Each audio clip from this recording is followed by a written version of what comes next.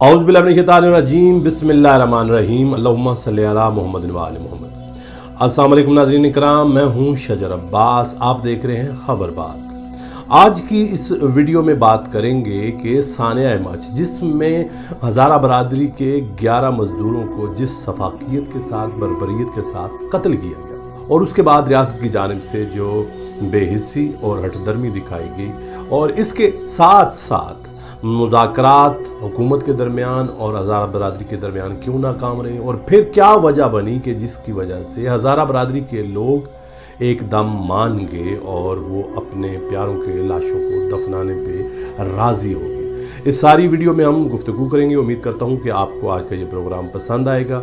इस वीडियो को ज़रूर देखें, शेयर करें, सब्सक्राइब करें और अपनी कीमती आरा से भी नवाजें। आपका बहुत बहुत शुक्रिया। एक ज़िद्दी वज़ीर आज़म और 11 ब्लैक मेलर्स जनाजे। सानिया-ए-मच, जिसमें हज़ारा कम्यूनिटी के 11 बेगुनाह और मजलूम मजदूरों को जिस बेदर्दी और बर्बरियत से कत्ल किया गया, इसकी कोई नज़ीर नहीं मिलती। और दूसरी तरफ नाम नेहाद रियासत मदीना बिलखुसूस वज़ीर आज़म इमरान खान की बेहिस्सी, रऊनत, अनानियत और बेरहमी की भी कोई दूर दूर तक नज़ीर व मिसल नहीं। एक तरफ ज़ाहिरी तौर पर लाशें, जनाजे, मज़लूमियत थी और दूसरी तरफ जुल्म व इस्तबदाद, जबर और बेहिस्सी थी। एक तरफ मौसम की सख्तियाँ, आएँ, सिसकियाँ और आंसू थे और दूसरी तरफ तानो तशनी और तंज भरे लहजे थे। एक तरफ अपने जवानों की लाशों पर बैन करती माएँ, बहनें, बेटियाँ इस इंतज़ार में 6 दिन इसलिए बैठी रहीं कि उनकी दादरसी, अश्कशोई और दिलजोई के लिए इस्लामाबाद से वक्त हाकिम चुनखिब वज़ीर आज़म आएगा और उन मजलूमों के आंसू पहुँचेगा। लेकिन दूसरी तरफ वो बेदिल इंसान अपनी फिरौनियत में मस्त होकर तुर्की के एक्टरों के साथ खुशगपियों और कहकों में नीम मदहोश था और यूट्यूबर को ये टास्क दे रहा था मेरी नाकामियों को कामयाबियों में तब्दील करके हुकूमत की कसीदा खानियाँ कैसे बयान करनी। बेशर्मी और डिठाई की हद तो उस वक्त हुई जब एक तोहम परस्त, जैली अमलियात और जादू टोनों पर यकीन करने वाले शख्स ने अपने खिताब में ये दलाइल और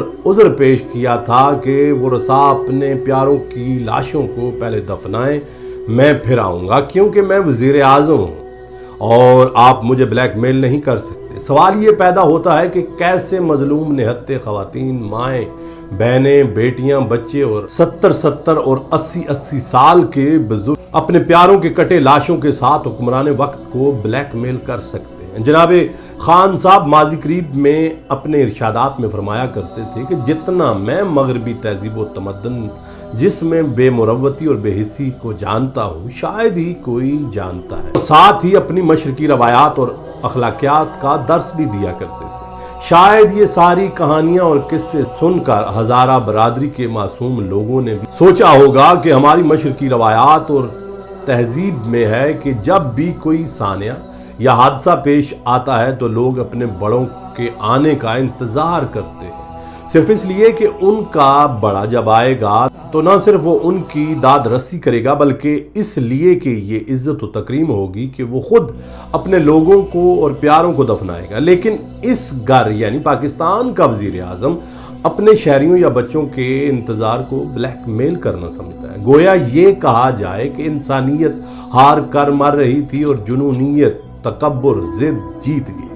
खानों के खान की ये तारीख रही है कि अपने कज़न नजीबुल्लाह, करीबी दोस्तों नईमुल हक, क्रिकेटर अब्दुल कादिर का जनाजा छोड़ ही चुके थे, लेकिन उन मजलूम और बेकस मफलूक कुलहाल मजदूरों के जनाजे भी छोड़ने का क्या मकसद? वो सिर्फ एक ही बात है कि जो लोग जहली अमलियात और जादू पर यकीन रखते हैं उनको आमिल या जादूगर सबसे पहले बताते हैं कि किसी के जनाजे में आपने शिरकत नहीं करनी जिससे आपका नुकसान होगा, जिसका सबूत बेरहम खान ने दे दिया। और जब ज़ाहिरी तौर पर कुफर को तोड़ा भी तो मजलूम बेकसों की माओं, बहनों, बेटियों के पास खुद ना गए बल्कि उनको अपने शाही दरबार में पेश होने को कहा।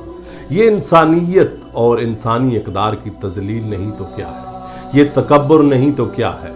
क्या ये मदीना की रियासत है या रियासत यजीद है कि वाक़या करबला इमाम हुसैन अलैहिस्सलाम और उनके प्यारों की शहादतों के बाद खानवादा अहले बैत की पाक और ताहिर शहजादियों को दरबार यजीद में पेश होने का कहा गया اسی طرح سنتے یزیدی پہ عمل کرتے ہوئے خان صاحب نے بھی ہزارہ کی خواتین کو طلب کیا اور اپنا روب اور دبدبہ اس طرح جتایا کہ میں وزیر اعظم ہوں، میں پہلے آپ کے پاس تو آیا تھا لیکن اب میں وزیر اعظم ہوں، میرے کچھ تقاضے ہیں۔ خان صاحب ذرا سوچیں، یہ ظاہری تاج و تخت یزید اور فرعون کے پاس بھی تھے لیکن ان کا نام لیوا بھی نہیں، کہ آج لوگ اگر کسی کو بد دعا یا گالی دیں تو اسے فرعون یا یزید کہتے ہیں۔ آپ بھی کیا یہی چاہتے ہیں کہ تاریخ میں ایسے ہی پکارے جائیں؟ آپ کے اس طرز عمل پر آپ کے وزیر مشیر بھی ٹویٹر پر اپنے پیغامات میں ہزارہ والوں سے کہہ رہے تھے کہ اے مظلومو، ہم شرمندہ ہیں۔ صرف وہی نہیں بلکہ صحافت کے عظیم پیشے کو بدنام کرنے والے بدنما داغ جو آپ کی نااہلیوں اور جہالت پر بھی قصیدہ خوانیوں پر معمور ہیں، جعلی صحافی، وہ بھی چیخ چیخ کر آپ کی بے حسی، ہٹ درمی اور خود غرضی پر نادم اور اظہار برمی کر رہے تھے، اور اس کے ساتھ ساتھ آپ کے ظلم برے رویے پر ناخوش تھے۔ جہاں تک معاملہ ہے کہ ہزارہ والوں نے لاشوں کو کیوں دفنایا، جس کو آپ کامیاب مذاکرات یا ڈائیلاگ کی کامیابی کہہ رہے ہیں، اصل میں حقیقت اس کے برعکس ہے، کیونکہ نام نہاد لیڈروں کی طرح نام نہاد ملاؤں نے بھی جب یہ دیکھا کہ ایک طرف وہ اس مظاہرے میں مظلوم اور مجبور ہزارہ والوں کے ساتھ ہیں اور دوسری طرف وہ آپ کی حکومت میں اتحادی ہیں، حکومتی لذتوں اور نشوں کو وہ کیسے چھوڑ سکتے ہیں جب آپ کے وزیروں اور مشیروں کی آفروں کو ہزارہ والوں نے اپنی لات کی ٹھوکر سے ٹھکرا دیا اور مذاکرات بار بار ناکام ہوئے تو ان ملاؤں نے چال چلی کہ ایک ہی طریقہ ہے بگڑتی ہوئی بساط کو بچانے کا، تو پھر انہوں نے ایران کے ایک مجتہد مکارم شیرازی سے رابطہ کیا کہ آپ ہی ڈوبتی ہوئی ناؤ کو پار لگانے کے لیے کوئی حکم یا فتویٰ صادر فرمائیں۔ جب مکارم شیرازی نے ہزارہ والوں کو یہ حکم دیا تو وہ مان گئے اور اپنے پیاروں کی لاشوں کو دفنا دیا۔ اس سارے معاملے پہ ایک بات ظاہر ہوتی ہے کہ کس طرح ہزارہ والوں کے ساتھ ظلم ہوا اور کس طرح حکومت اور ریاست کی بے حسی سامنے آ گئی۔ جو لوگ ریاست مدینہ کا اور احساس کا نعرہ لگاتے تھے، عدل و انصاف کی بات کرتے تھے، ان کے چہروں سے نقاب اٹھ گئے۔ اللہ کی لاٹھی بے آواز ہے۔ مولا علی علیہ السلام کا فرمان ہے کہ کفر کی حکومت تو قائم رہ سکتی ہے لیکن ظلم کی حکومت قائم نہیں رہ سکتی۔ میں دعا کرتا ہوں کہ جتنے بھی لوگ پاکستان کے اندر ناحق قتل ہوتے ہیں، شہید ہوتے ہیں، اللہ تعالیٰ ان کی مغفرت فرمائے۔ جتنے بھی ظالم جابر اور جابروں کا ساتھ دینے والے، چاہے وہ حکومت میں ہیں یا باہر ہیں، اللہ تعالیٰ ان کو ذلیل و رسوا کر کے ہی رہے گا۔ دعا کے ساتھ کہ اللہ تعالیٰ پاکستان کا حامی و ناصر ہو۔